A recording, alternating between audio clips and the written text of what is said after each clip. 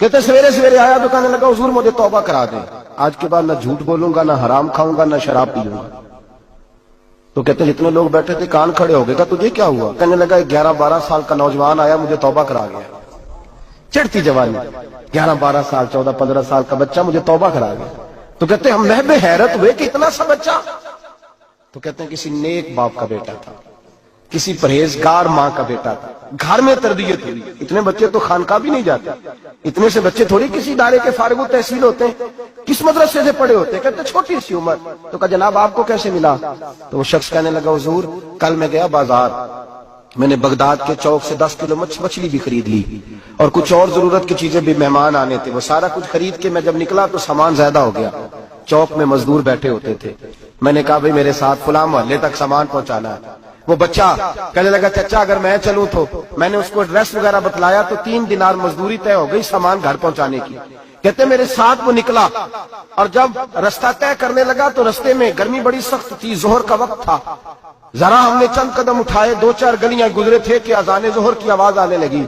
تو کہتے ہیں بڑی منت کے انداز میں، بڑی گزارش کے انداز میں میری طرف دیکھا، عمر چھوٹی سی ہے، کہنے لگا چچا اگر اجازت مل جائے تو میں ظہر کی نماز پڑھ لوں۔ کہتے ہیں میں ایک جگہ پھٹے پہ بیٹھ گیا اور گپے کرنے لگا، سامان وہاں رکھا، میں نے کہا پڑھ لے نماز۔ کہتے ہیں بچہ نماز پڑھنے چلا گیا، باقی لوگ دیر سے آئے، وہ نماز پڑھ کے جلدی آ گیا۔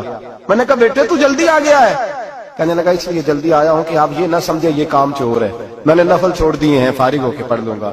کہتے ہیں سامان اٹھایا، رستے میں گرمی شدت کی تھی، اس کا پسینہ بہنے لگا، میں آگے بڑھا، میں نے کہا بیٹے سامان تھوڑی دیر کے لیے مجھے دے دو، گرمی زیادہ ہے۔ کہنے لگا چچا کسی کا تربیت یافتہ ہوں، کسی نے ٹریننگ دی ہے، کہا ماں باپ نے کہا تھا حرام لقمہ گھر نہ لانا، کہا بات کیا ہوئی؟ کہنے لگے میں آپ کو نہیں دے سکتا، اس لیے کہ 3 دینار مزدوری گھر پہنچانے کی طے کی ہے، اگر آپ اٹھائیں گے تو پھر میں پیسے پورے نہیں لوں گا۔ دامان نے توکل کی، یہ خوبی ہے کہ اس پر پابند لگے ہوتے پر دھبے نہیں ہوتے، میں پھر مزدوری پوری نہیں لوں گا، پیسے کم لوں گا۔ کہتے ہیں میں محو حیرت ہو گیا، اس جوان کی بات نے میرے سارے وجود تھر تھر کبا ڈالا کہ اس دور میں اس قسم کے لوگ۔ کہتے ہیں گھر لے گیا اس کو، میں سامان رکھا، میں نے کہا تم یہاں ٹھہرو میں 3 دینار مزدوری لاتا ہوں۔ کہتے ہیں پیسے لینے گیا تو بیوی کو بتایا بڑا نیک ہے، بڑا پرہیزگار جوان ہے، کہنے لگی روٹی پکی ہوئی ہے، اسے کہو دوپہر کا کھانا کھا لے۔ کہتے ہیں میں باہر گیا، 3 دینار تھمائے، میں نے کہا بیٹے ایک بات مانو گے؟ تو کہتے ہیں 3 دینار دے کے کہنے لگا اب تو آپ مالک ہو گئے، میں نے نمک کھا لیا ہے، اب تو ہر بات مانوں گا، اصلہ نال جو نیکی کریے نسلہ تاک نہیں بھول دے، میں اب ہر بات مانوں گا۔ تو میں نے کہا دوپہر کا کھانا کھا لو۔ کہتے ہیں اس کی گردن جھک گئی اور بڑے دھیمے لہجے میں کہنے لگا میں نہیں کھا سکتا، میں نے روزہ رکھا ہوا ہے، روزہ رکھا ہوا ہے، نفلی روزہ رکھا ہوا ہے۔ کہتے ہیں میں اور پریشان ہوا، میں نے فوری طور پہ سوال کیا کہ اب تو کدھر جائے گا؟ تو کہنے لگا اب میں کہیں نہیں جاؤں گا، میرے 1 دن کا خرچہ میرے ماں باپ نے جو ڈیوٹی لگائی ہے وہ 3 دینار ہے، پورا ہو گیا ہے، اب میں باقی جو وقت بچے گا یا قرآن پاک کی تلاوت کروں گا یا محمد عربی پہ درود و سلام پڑھوں گا، میں اب کوئی اور کام نہیں کروں گا۔